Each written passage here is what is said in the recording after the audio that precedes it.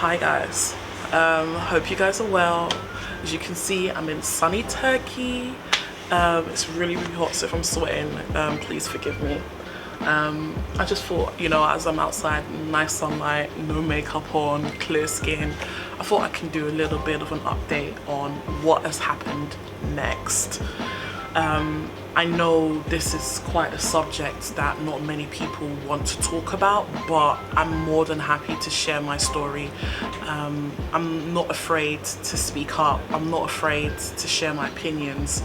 A lot of people have opinions, but unfortunately they're not brave enough to speak out publicly about it. Unfortunately, they kind of stick to personal chats and personal conversations, but I'm here to kind of call it out for what it is and share my thoughts on how my journey has been since I've left a cultish institution that claims to be helping people be closer to God, but unfortunately, from my observation in and outside, it has clearly not completely been the case. I want to throw a disclaimer out there. I'm not bashing churches in general. I'm just bashing this specific church. And if you've watched my live, you'll understand why I'm exposing certain things. And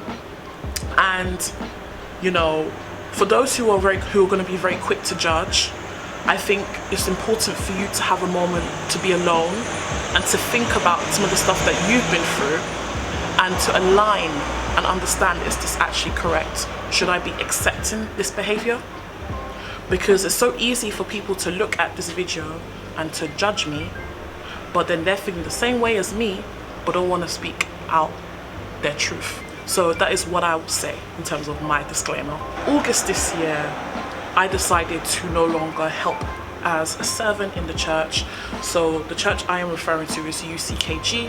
You can look at it, you can do your own research about that church and the stuff that they do. There is there's like certain levels of being in that church, and one of the levels is called an assistant, kind of similar to an usher, people that serve and help people, and I did not want to do that anymore. One, because I didn't believe that that was the only way for me to help people. I just knew that there was other elements of me that I have not tapped into, like being in management, being in the career field. There's other ways that I can help people without actually having to be an assistant. That is not the only way to help people. There was a lot of stuff that they wanted the assistants to do that I no longer agreed or believed in, and I felt like it was wrong for me to portray that I am doing something that I'm actually not, or agreeing with something that I'm actually no longer agreeing with.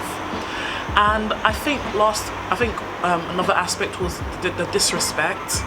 Unfortunately, when you are an assistant, you get disrespected heavily by the pastor and the pastor's wives and the youth pastors. You get questioned on everything. You're basically like a child.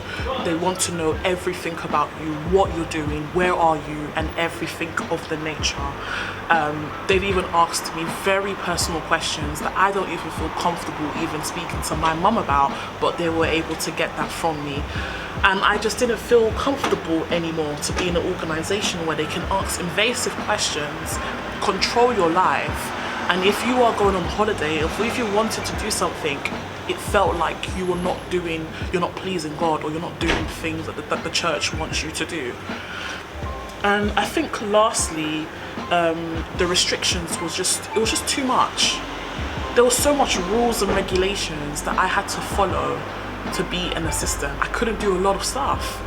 And I just no longer agreed with that tactic, that kind of fear-mongering tactic. So I said, you know what, I don't want to be tied to all these rules. If I'm truly a woman of God, if I'm truly someone of God, then that will show. But I'm not going to allow myself to be tied down to rules set by a man that are not ordained or biblical. And some of you might be thinking, well, what rules are you talking about? I mean, rules that I have to be in church 3 times a week, rules that I have to wear, you know, certain clothing, certain nail polishes, rules that I couldn't trade crypto. I don't understand why I can't trade crypto, but they were saying that was some rubbish about pastor trading crypto, and they don't want us to trade crypto, and they started to make up something that was the mark of the beast. Again, I don't know.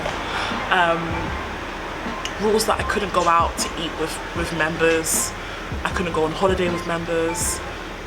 If I did go on holiday, I have to present myself to the pastor of the church. Just a lot of stuff that I just was like, yeah, this is not written in the Bible. I don't really want to adhere to these kind of rules. There's probably a whole lot of other stuff that I just can't remember, but it's a lot. So I said, you know what, I want to just be a member. I don't want to be in this wahala. And basically, it was like from that moment, the pastor had like a vendetta against me, and he was just so rude, indirecting, judgmental, and that led to me consequently leaving the church in November. Just giving a bit of a backstory. If you want to know more about it, I'll post the live that I did with the Surviving UCKG page, where I did the live explaining what my situation was, so that you can get a bit more of a context. Probably suggest to watch that first before you watch this, because I think it will help you a lot more. But anyway, I left the church in November, and to be honest with you, before me even leaving the church, I started to go to other churches. I started to watch churches online, because I was no longer being fed. The doctrine that was taught in that church was just so wrong. They will literally find a verse that was suitable for their agendas, and they'll preach it without any context. And it just started to bug me, because some of the verses they were preaching, I understood the context. So why would they take something out of the context I understood and twist it for something that would, you know, go towards their agenda? So I started to just feed myself elsewhere, which is something that the church hates. They don't like you to do your own research. They don't like you to watch other preachers or other doctrines or anything like that. They want you to read what is from the church, buy what is from the church, and that's it. And I realized that I wasn't being fed anymore. There was a period where I started to watch the church in another country, which was South Africa, but then even then there was times where I started to not be fed as I used to. It was like everything just became distorted for me, and I acknowledged that I needed to find something to feed me outside of the church. And that's when I started to watch like Pastor Kells and Pastor PJ,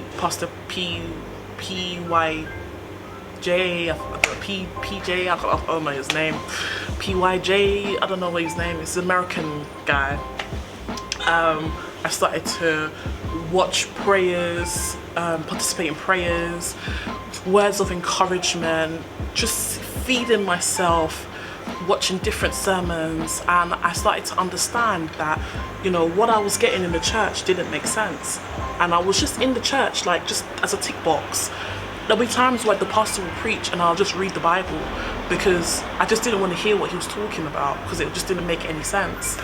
But anyway, so after I left, I just continued doing what I was doing, my prayers, watching sermons online. I was allowing myself to go through the pain of losing something that I once loved. I allowed myself to feel the emotions of everything. I did not say, Precious, okay, we need to move on. No. I said, Precious, what we're going to do is we're going to go through the motions, we're going to go through the process, so that once I've fully moved on, there is no turning back. So that's what I did. So the first few weeks I was confused, because, you know, the church preaches that when you leave the church, something bad's gonna happen to you. So it was like I was anticipating something bad happening to me. How can a church curse you with their words, say things manipulative like that, put fear upon people, making them feel like, what is the point? Like, something bad's gonna happen to me. But I just kept on praying, There were times where I did not pray. There were times where I could just only just cry or be quiet, because I couldn't even articulate how I was feeling to God. But I knew that even in those moments where I couldn't even say anything, where I'll just cry, I knew that in itself was a prayer. But yeah, I think also having a support system. So at that time I started to kind of reach out to certain people who had recently left the church, started to create a community of people who have been in similar situations, you know, speaking about our experiences, helping me demystify some of the stuff that were preached wrongly to me. I also started therapy, you know, and for people who want to slander therapy, you know, I understand that it's not the solution to my problems. I completely get it. But I use therapy as a place that I can just say everything that I feel inside, because unfortunately we're in a time where we speak to our pastors, if you still do that, you speak to your assistants or ushers, you speak to your friends, you speak to your family, and your business is being spread everywhere. Everyone knows your business. And if you're willing to speak to people at the expense of your business being spread, then feel free to do so. But for me, I saw it as a place where I can be confidential and then just get everything that I feel inside out of my system. And that became my little sanctuary. And I'll never forget my first therapy session I had. And I told her everything that I went through. And she literally looked at me and was like, "You've been abused for 12 years. You have been spiritually abused, mentally abused, and financially abused." And when I understood that weekend I was a mess. Because it dawned on me that it was the truth. That whole weekend I was just crying because I deeped that I was abused for 12 years. And I never thought that those words would come out of my mouth. But when I started to remember certain things that took place, there was no other word to say but abuse. And I'm not gonna sit here and say that I did not have good times, because I did have good times. But everyone has good times in certain periods of their lives, whether they have been abused or not. There's always gonna be, I guess, good moments. But the bad moments truly outweigh the good, because if there were more good moments than the bad moments, then I would have still been there. So that dawned on me, and I had to change my perception, because at first I left because of the doctrine and because the pastors were just being a bit too judgmental. But then it started to evolve into, my gosh, I was abused. Oh my gosh, this is a cult. Oh my gosh, look at the stuff they're saying. It doesn't make sense. It's manipulation. And my thought process changed. And each day I got the strength of, I can't come back here, because this is not the right place that I need to be. And I'll just be praying to God, asking me to take me to a church that makes sense, that has sound doctrine. And eventually I went to a church and the preaching made sense. The pastor went through what I went through. I was able to open up about what I went through, and he was able to help me, you know, gather my thoughts, understand, and also give me words of encouragement. And that honestly has been helping me. I've been so defensive, thinking that the pastor's gonna just rebuke me and just tell me to just get on with it and move on. But the pastor and the wife has been so understanding and caring for my situation, for my soul, from the wickedness that I went through in that church before. And I'll be honest with you, I am gonna be quite defensive. This is a wound that will form into a scar. I will heal from it, but the scars will show what I went through.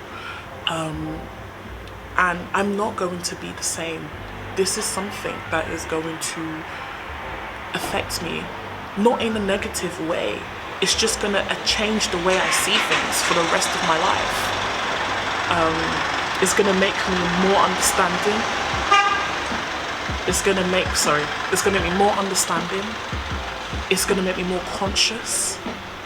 It's gonna make me less judgmental. So it is gonna change me. What else to add?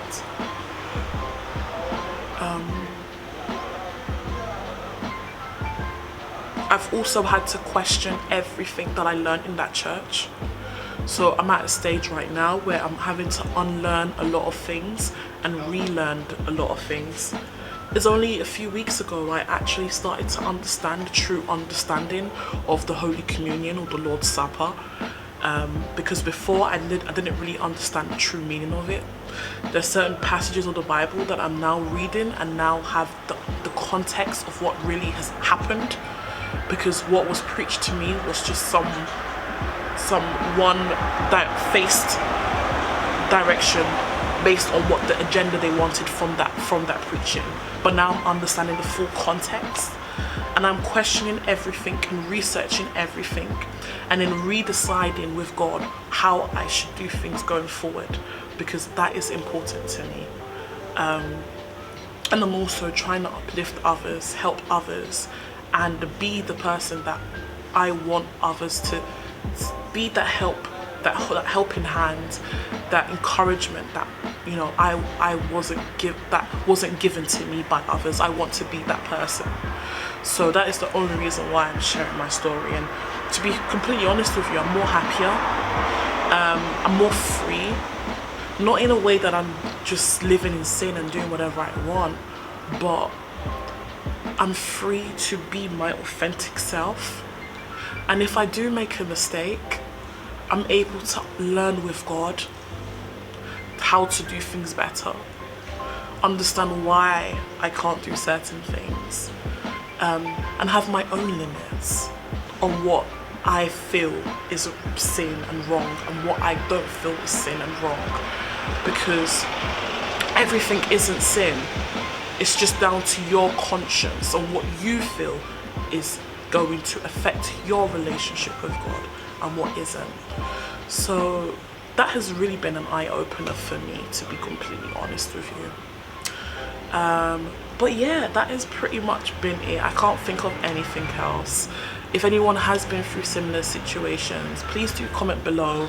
Let me see, you know, let's have a conversation. Let's create a community. Like, you know, it's not easy. And if you're watching this video and you're starting to question things about the church, obviously I would want you to leave and move on with your life, but I know that's not easy. If you want to just speak to me, you can just DM me on Instagram. I'm happy to help whatever way possible. But I think one thing that's important for those who are still in that institution is think about it. Like, why are you still there? Are you still there because of friendships? Are you still there because of responsibility? Are you still there because you're afraid of finding another church? Are you afraid because you think you're going to go to hell? Like, understand what is your true intention. And if your intention of why you want to stay isn't because of God, then you're already in a very grey area. Because if you're there because of friendships, because of community, because of your marriage, because of a girlfriend, or because it's all you know, and none of these reasons you're saying is because of God, then you seriously need to think and understand and ask God, what is it that you want from me? Is this truly the place you want? Because if all of my reasonings is not linked to God, then clearly something is definitely wrong. But yeah, that's it from me. Take care, guys, and I'll see you in my next one. Bye bye.